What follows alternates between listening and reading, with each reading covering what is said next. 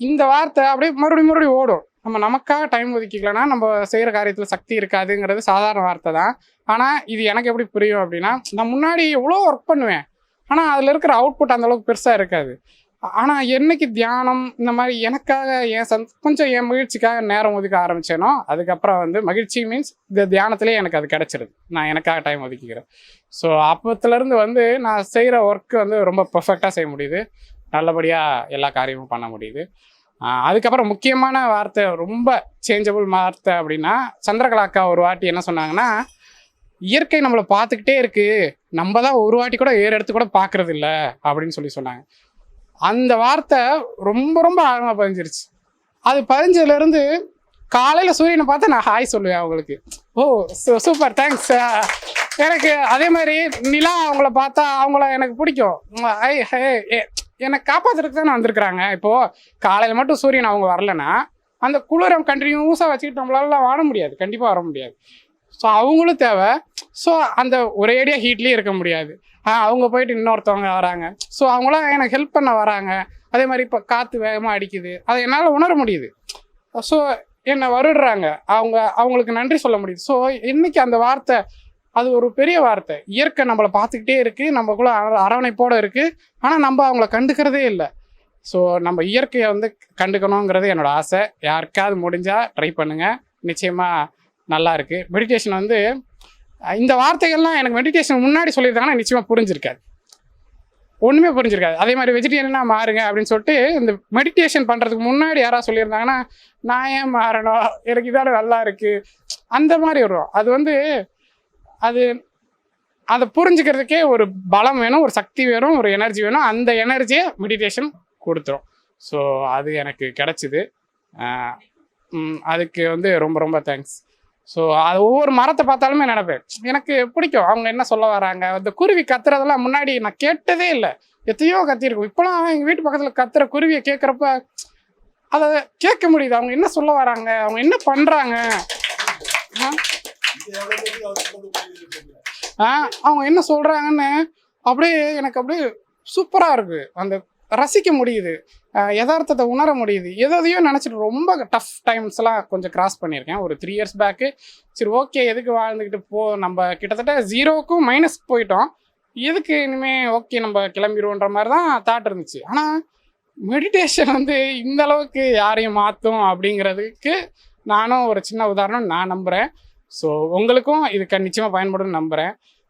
ஆனாபானாசதி ஒரு best meditation என்னோட பார்வையில். இது வந்து எனக்கு ஹெல்ப் பண்ணியிருக்கு. அதே மாதிரி எல்லாருக்குமே ஹெல்ப் பண்ணணும்னு நம்புகிறேன். அட்லீஸ்ட் ஒரு 6 months வைராக்கியமாக நல்லபடியாக தினமும் விடாமுயற்சியோட முயற்சி பண்ணிங்கன்னா கண்டிப்பாக இந்த மெடிடேஷன் ஹெல்ப் பண்ணும். அப்படி இல்லைங்க எனக்கு 6 மாதம் வரையுமே பண்ணலை, இது எனக்கு ஒன்றுமே நடக்கலை மீன்ஸ் எங்கேருந்தும் ஏதோ இந்த நிறைய பேர் வேறு மாதிரி யோசிக்கிறாங்க. அவங்களுக்கு பணம் வரும் அப்படின்னா இன்னும் கொட்டாது. அப்படி இல்லை, ஆட்டோமேட்டிக்காக அவங்களுக்குள்ள ஒரு அன்பு உருவாகும், அமைதி உருவாகும், மகிழ்ச்சி உருவாகும். நைட்டு தூங்க போகிறப்ப மனசு நிறைவாக இருக்கும். அதுக்கப்புறம் என்ன சொல்ல, அவ்வளோ ஒரு நிறைவோடு வாழ முடியும். இந்த மகிழ்ச்சியெல்லாம் எங்கே வந்துச்சு, இவ்வளோ நாள் எங்கே போச்சு. ஆனால் சூழ்நிலையில் எதுவுமே மாறலை. அதாவது நிறைய பேர் நினைக்கல, ஒருவேளை சூழ்நிலை மாறி இருக்கும் அவருக்கு, அதனால அவர் மகிழ்ச்சியாக மாறி. நான் சூழ்நிலை அப்படியே தான் இருக்குது, ஆனால் நான் மாறிட்டேன், நான் மகிழ்ச்சியாக இருக்கேன், நான் மன நிறைவோடு இருக்கேன். ஸோ இந்த அன்பு, அமைதி, மகிழ்ச்சி, மனநிறைவு ஒவ்வொருத்தருக்கும் தியானத்து மூலமா கிடைக்குங்கிறது என்னோட நம்பிக்கை. ஒருவேளை 6 மாதம் வரையும் ட்ரை பண்ணி கிடைக்கல அப்படின்னா நீங்கள் ஒரு குருவை கன்சல்ட் பண்ணுங்கள். இல்லை 2-3 நல்ல பயிற்சியெல்லாம் சொல்கிறாங்க, அதுவும் கிரியான்னு சொல்கிறாங்க, விபாசனா சொல்கிறாங்க. ஸோ அதுலேயும் யூஸ்ஃபுல்லான பீப்புள்ஸ்லாம் இருக்கிறாங்க. ஸோ அன்புக்குரிய வாழ்க்கை கிடைக்கும். அதுக்கப்புறம் சார் அவங்க வந்து பொருளாதாரம் ரீதியாக தியானத்து மூலமா உயர முடியும் அப்படின்னு சொன்னாங்க. என்னோட பார்வையில் உண்மை, நான் அனுபவிச்சிருக்கேன். இது எப்படி அனுபவிச்சிருக்கேன்னு மட்டும் சொல்லிடுறேன்.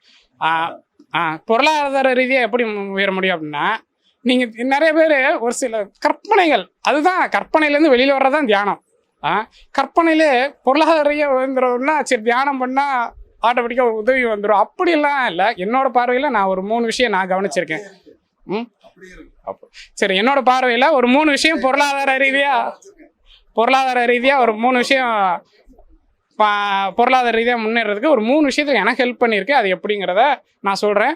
உங்களுக்கும் இது முன்னாடி அதாவது ஒரு 3 இயர்ஸ் பேக்லாம் என்ன நடக்குன்னா, ஒரு ஹவுடி காரில் வர்றவங்க, ஒரு ஜாகுவார் கார், ஒரு மிகப்பெரிய வாழ்க்கை வாழ்கிறவங்க, அவங்கள பார்த்தா ஒரு பொறாமை எனக்கு இருந்துச்சு. பொறாமைங்கிறது ஒரு ஒரு மெல்லிய அவங்க மேலே ஒரு வருத்தமோ ஏதோ ஒரு சம்திங், அந்த பொறாமை எனக்கு இருந்துச்சு. ஆனால் இப்போ இந்த தியானம் பண்ண ஆரம்பிச்சதுக்கப்புறம் பொறாமை சுத்தமாக இல்லை. யாராவது ஒரு ஹவுடி கார்லேயோ ஜாகுவார் கார்லேயோ போனால் அவங்கள பார்த்து மகிழ்ச்சியாக இருக்குது. ஓகே, நான் சூப்பராக வாங்கியிருக்கீங்க, நல்லது அப்படின்னு வருது. இதுக்கும் பொருளாதார முன்னேறதுக்கு என்ன சம்பந்தம்னு கேட்டிங்கன்னா, எனக்கு நடக்குது. என்ன நடக்குதுன்னா, இப்போது ஒரு கஸ்டமர்ஸ்லாம் இருக்கிறாங்க எனக்கு கோயம்புத்தூரில். அவங்க வந்து அவங்க வீட்டில் ஃபெராரி கார் இருக்குது. ஃபெராரி கார் அந்த காரே 4 கோடி, அதுக்கு டேக்ஸ் 4 கோடி, ஒரு 8 கோடி ரூபா கார். அவங்க மோஸ்ட்லி யார்ட்டையும் பேச மாட்டாங்க. ஆனால் நான் போனால் என்னை உட்கார வச்சு பேசுகிறாங்க. என்ன காரணம் அப்படின்னு நான் உணர்ந்தது என்னென்னா, நான் அவங்கள பார்த்து மகிழ்ச்சி அடைகிறேன். நான் என் உணர்வு போய் அங்கே அடிக்குது. இந்த மாதிரி நம்மளை பார்த்து மகிழ்ச்சியாக நினைக்கிறான் இவன் அப்படின்னு அவங்க புரிஞ்சுக்கிறாங்க.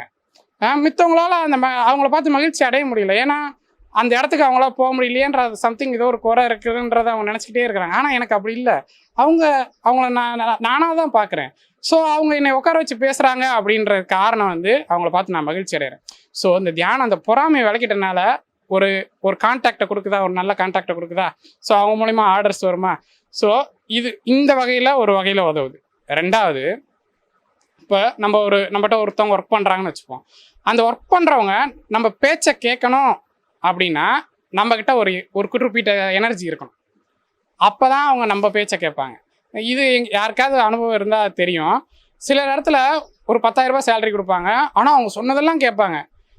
சொல்லுவாங்க, அங்கே 10,000 ரூபா ஆகிட்டதை நான் அவனை கூட்டிகிட்டு வந்து 15,000 ரூபா கொடுக்குறேன், ஆனால் அவன் நான் சொல்கிறது கேட்கவே மாட்டான்ப்பா அப்படின்ற மாதிரி நான் கேள்விப்பட்டிருக்கேன். அந்த மாதிரி இது நடக்கும். அதுக்கு ஏன் நடக்கும்னா, அவங்கள வேலை வாங்குறதுக்கு தேவையான எனர்ஜி அவங்கக்கிட்ட இல்லை. அந்த எனர்ஜியை தியானம் கொடுக்குது. ஸோ இது பொருளாதார ரீதியாக உயர்றதுக்கு இதுவும் ஒரு காரணம். 2 காரணம் ஆயிடுச்சா. 3வது காரணம் என்னென்னா, பொருளாதார ரீதியாக உயரணும்னா நம்ம நல்லது செய்ய மோட்டிவ் வந்து அல்டிமேட் எய்ம் வந்து நல்லது கொடுக்கணும். நம்ம ஏதாவது ஒரு பெனிஃபிட்டை கொடுத்துட்டு அதுலேருந்து ஒரு சம் ப்ராஃபிட் வச்சுக்கணும் அப்படிங்கிற அந்த ஒரு குறைந்தபட்ச பெருந்தன்மை மனசு இருக்கணும். அந்த பெருந்தன்மை மனசு ஆட்டோமேட்டிக்காக தியானம் கொடுத்துக்கிட்டே இருக்கும். அதில் சந்தேகமே இல்லை. ஸோ இந்த 3 அதே மாதிரி ஐடியாலஜி சரியான பாதையில் பயணிக்கிறதுக்கு தியானம் உதவும். நம்ம ஃபெயிலியர் ஆயிட மாட்டோம், நிச்சயமாக ஆயிட மாட்டோம். அடுத்து என்ன நடக்க போகுதுன்னு இன்றைக்கே தெரிஞ்சிருமே, அப்புறம் எப்படி ஃபெயிலியர் ஆகும். ஸோ அதனால் வந்து இந்த 3 வகையில் நான் பார்த்து பொருளாதார ரீதியாக உயர்றதுக்கு தியானம் எனக்கு ஹெல்ப் பண்ணியிருக்கு. ஸோ இது ஒரு நல்ல விஷயம். ஃபாலோ பண்ணுவோம், நல்லபடியாக பயிற்சி பண்ணுவோம், நல்லா சந்தோஷமாக மகிழ்ச்சியாக மனநிறைவோடு வாழ்வோம். தேங்க்ஸ். தியானம், ஆன்மீகம், பிரமிட் ஆற்றல், சுவாத்தியாயம், சைவ உணவின் மகத்துவம் பற்றிய தகவல்களை அறிந்து கொள்ள PMC தமிழ் சேனலை கண்டு மகிழுங்கள். இந்த வீடியோவை ஷேர் மற்றும் சப்ஸ்கிரைப் செய்யுங்கள். தொடர்ந்து வரும் வீடியோக்களை பார்க்க கீழே உள்ள பெல் ஐகானையும் கிளிக் செய்யுங்கள்.